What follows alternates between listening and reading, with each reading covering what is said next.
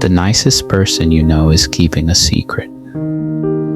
It is not a secret they tell their friends or their family. It is a secret they keep from themselves. They walk around with a polished image of who they are. They believe they are kind, peaceful, and honest.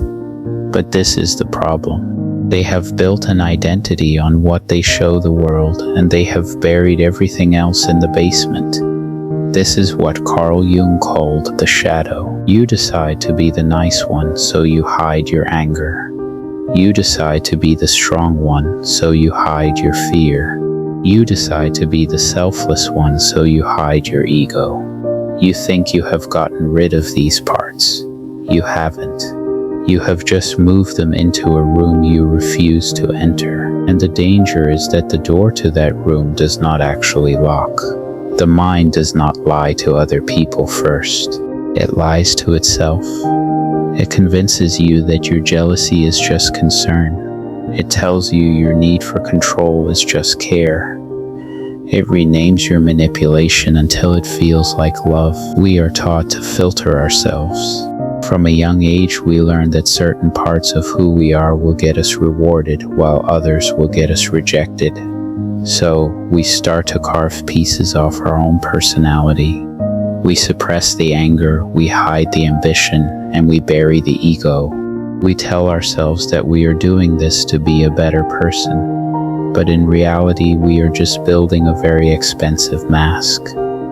This is the shadow. It is not an enemy to be destroyed.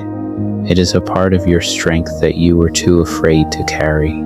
And the tragedy is that whatever you refuse to look at, you eventually become a slave to. If you deny that you have the capacity for greed, you will be greedy without knowing it.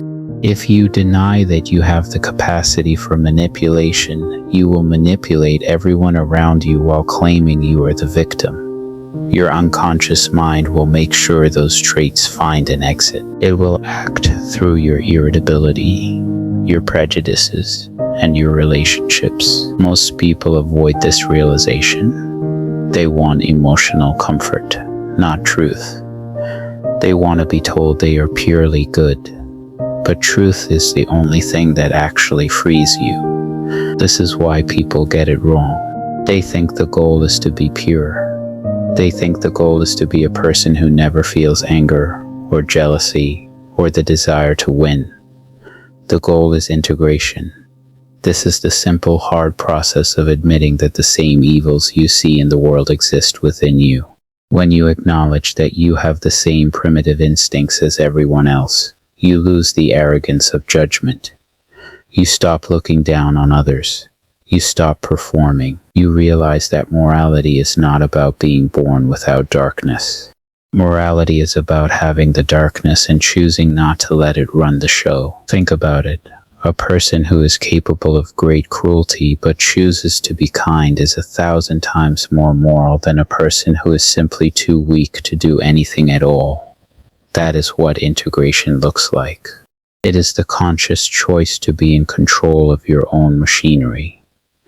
An unconscious person is dangerous because they are a ticking time bomb. They deny their darkness, so it acts through them without their permission. They hurt people and call it justice.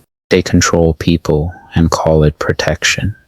They are blind to their own nature, so they destroy everything they touch while claiming they are innocent. Integration means you stop looking for a version of yourself that is clean, moral, and simple. You stop trying to be a good person. You start trying to be a real one. You stop dividing the world into heroes and villains. You stop pretending that you are different from the person who betrayed you. You are not different. You become better at managing your own impulses, and that changes your entire life. You stop being a performer. You stop needing to prove your goodness to an audience that is not really watching. You stop being afraid of your own thoughts. When you stop running from yourself, the performance ends.